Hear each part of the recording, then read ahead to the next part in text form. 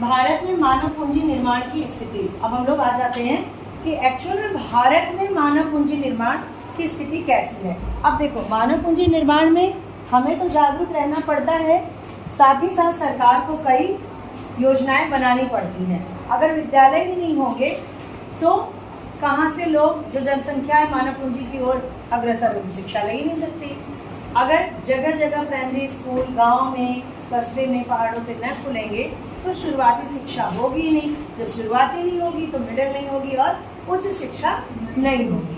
तो इसके लिए सरकार को पहल करनी है। इसी तरह स्वास्थ्य के लिए सरकार जगह जगह पे देखो, छोटे जो स्वास्थ्य केंद्र है, सामुदायिक स्वास्थ्य केंद्र वो खोली है, फ्री में टीकाकरण कर रही है। ये सब क्यों कर रही है कि हमारी जो जनसंख्या है, जो हमारी जनसंख्या ऐसे देश पड़ी है, वो हमारी शक्ति बने, यानी मानव पूंजी।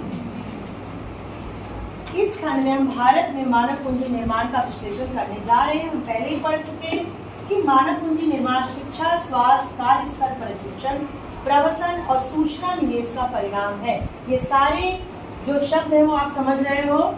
शिक्षा, स्वास्थ्य, कार्य स्तर पर प्रशिक्षण, प्रवसन और सूचना निवेश। सूचना निवेश यानी कि पेपर से, एडवर्टीजमेंट से, इससे हमें मालूम चले। इनमें से शिक्षा और स्वास्थ्य मानव पूंजी निर्माण के दो सबसे महत्वपूर्ण स्रोत है, शिक्षा और स्वास्थ्य। क्योंकि बाकी चीजें तो बाद में होगी भैया, पहले हम प्राइमरी स्कूल तो शुरू हो और हमारा स्वास्थ्य सही रहे, तब तो हम ऊपर के पायदान पे चढ़ेंगे। तो इसीलिए बोला गया है सबसे महत्वपूर्ण स्रोत है। हम जानते हैं कि भारत देश की प्रशासन व्यवस्था संघीय है।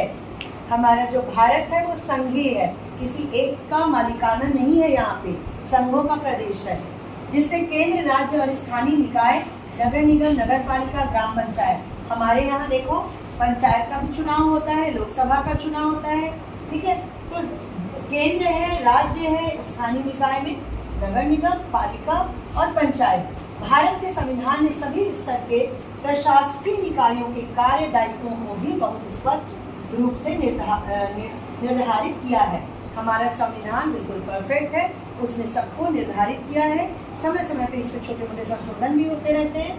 इसी प्रकार शिक्षा और स्वास्थ्य दोनों पर व्यय तीनों ही प्रशासकीय स्तरों पर साथ साथ वहन किया जाता है। यानी कि आपका बजट जब आया, उन्होंने शिक्षा पे कहा कि इतने करोड़, इतने हजार करोड़ या इतने 100 करोड़ हम लगाएंगे, तो फिर वो नीचे तक आता है, स्थानीय निकाय तक, प्राइमरी स्कूलों तक आता है।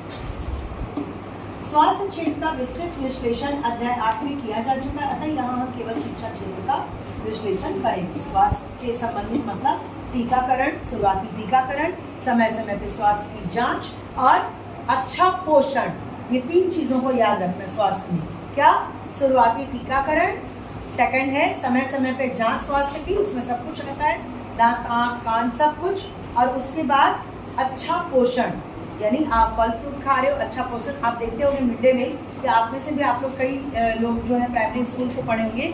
सरकारी प्राइमरी स्कूल जो होता है वहाँ पे मिड डे मील होता है, वहाँ पे तरह तरह के पोषक तत्व दिए जाते हैं। यहाँ भी आप देख रहे हो बीच में केला, दूध, ये सब दिया जा रहा है। तो सरकार की योजना है कि हमारा जो बच्चा पढ़ रहा है उसको पोषण मिले, उसका दिमाग देखो वो पढ़ाई में लगाए।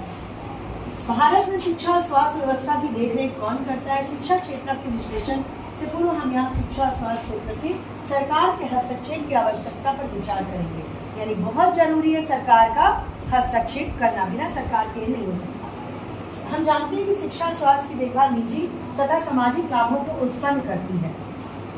अगर हम स्वस्थ हैं, अगर हम शिक्षित हैं तो लाभ होगा, हमें तो होगा ही, प्लस समाज को होगा। तो इन दोनों लाभों को उत्पन्न करती है। इसी कारण इन सेवाओं के बाजार में निजी और सार्वजनिक संस्थाओं का अस्तित्व है। यानी निजी भी है, सार्वजनिक भी है। स्कूल क्या है, प्राइवेट भी है, सरकारी भी है। आपको जो सुटेबल लगे उसमें जाइए, जितना आप एफर्ट कर सकते हैं। आप महीने का 4000 दे सकते हैं, आप प्राइवेट में जा सकते हैं, जाइए। आप महीने का 400 दे सकते हैं, तो प्राइमरी भी आपके लिए सरकारी स्कूल भी खुले हुए हैं, उसमें जाइए। तो दोनों ऑप्शंस हैं। शिक्षा और स्वास्थ्य पर गैर महत्वपूर्ण दीर्घकालिक प्रभाव डालते हैं और उन्हें आसानी से बदला नहीं जा सकता।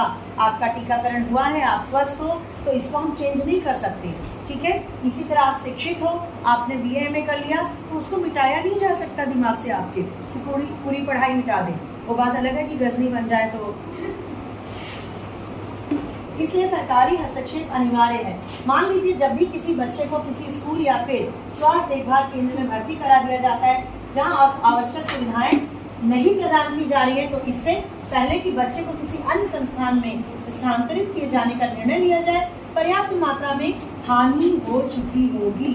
आपको अच्छा स्कूल नहीं मिला, आप इंटरमीडिएट तक कैसे भी पढ़ लिया, आपको पास किया जाता रहा, आप जान रहे हो कि हम किस काबिल हैं, लेकिन आपको MA पास किया जाता रहा, तो फिर आप जब इंटर में पहुंचते हो आप बोलोगे नहीं अच्छी पढ़ाई अब करनी है, तो आपकी हानि तो हो चुकी 1 से लेकर 12 तक। आप BA में चाहे कितने भी अच्छी यूनिवर्सिटी में डोनेशन लेके चले जाओ, बेस आपका खोखला है।